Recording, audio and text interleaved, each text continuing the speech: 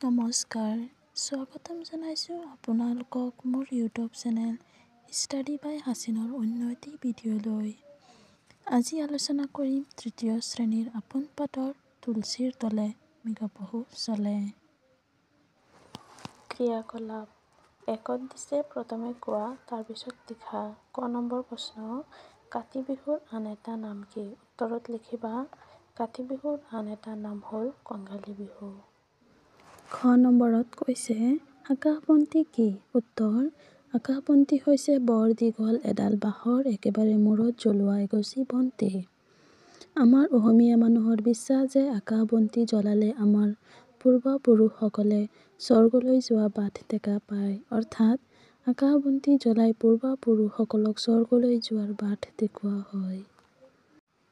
গ নম্বৰত কৈছে কাতি বিহুত পথাৰত কিয় চাকি জ্বলোৱা হয়?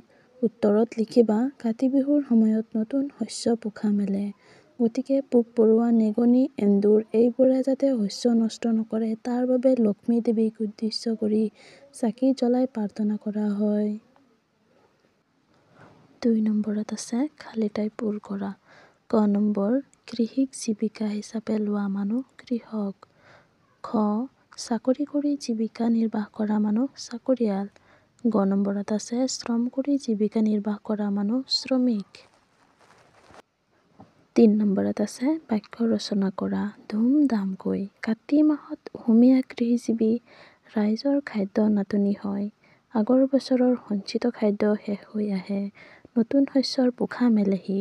অভাৱৰ কাৰণে কাতি বিহুটো অসমীয়া ৰাইজে ধুম-ধামকৈ পাতিব নোৱাৰে। তপৰাই এইটো লিখিবা ৰামুৱে শিক্ষকৰ প্ৰশ্নৰ উত্তৰ তপৰাই দি দিয়ে। মুচি কাচি এইটো লিখিবা পঢ়া আৰম্ভ কৰাৰ আগতে ৰবিয়ে টেবুলখন মুচি কাচি সজাই থলে। চোতাল এইটো লিখিবা গ্ৰীষ্মকালত চোতালত ঠাণ্ডা বতাহত বহা খুব আনন্দদায়ক। ৪ নম্বৰত দিয়া আছে পঢ়া, বুজা আৰু লিখা। মুচি যোগ কাচি, মুচি কাচি। সাজি যোগ কাচি, সাজি কাচি। তালি যোগ বাজি, তালি বাজি। পাপি যোগ তাপি, পাপি তাপি।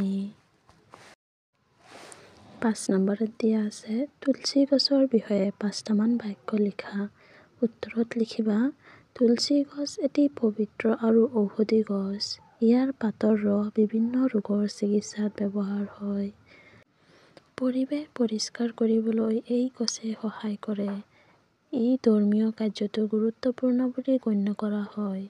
তুলসী গছৰ ঔষধি গুণাগুণৰ সমৃদ্ধতাৰ বাবে ইয়াক আয়ুৰ্বেদিকতো মহত্বপূৰ্ণ স্থান দিয়া হৈছে। ৬ নম্বৰত কৈছে কোনে কৈছিল, কাক কৈছিল? ক, ঠিক আছে তুমি কিন্তু মই নহালৈকে বেটীটো নাবান্ধিবা। উত্তৰটোত লিখিবা উক্ত কথাষাৰ পলাশে ককাকক কৈছিল। খ নম্বৰত কৈছে কাতি বিহুক আৰু কি কি বিহু বুলি কোৱা হয়? কোনে কাক কৈছিলে? উত্তৰত লিখিবা উক্ত কথাষাৰ ককায়েকে পলাশক কৈছিল। ৭ নম্বৰত দিছে কাতি বিহুৰ বাহিৰেও অসমত আৰু দুটা বিহু পালন কৰা হয়। এই দুটা বিহুক কি কি বুলি জনা যায়? উত্তৰত লিখিবা কাতি বিহুৰ বাহিৰেও অসমত আৰু দুটা বিহু পালন কৰা হয়। সেই দুটা হ'ল ৰঙালী বিহু আৰু ভোগালী বিহু। ৰঙালী বিহু বসন্তৰ আনন্দৰ উৎসৱ আৰু ভোগালী বিহু শস্যৰ আহৰিৰ উৎসৱ। ৮ নম্বৰত দিছে ভাবা আৰু উত্তৰ উলিওৱা। ক, যিয়ে দিয়ে তাকে খাই পানী দিলে মৰি যায়। উত্তৰটোত লিখিবা জুই। খ নম্বৰত আছে এডাল খেৰে বৰ ঘৰটো বেৰে। উত্তৰটোত লিখিবা চাকি।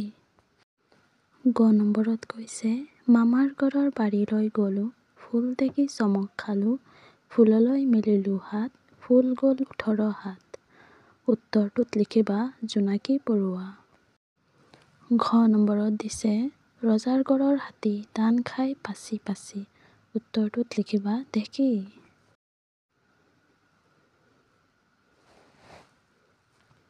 মৰমৰ বন্ধুসকল, ভিডিঅ'টো চাই ভাল লাগিলে please like, share, comment and subscribe কৰি দিবা।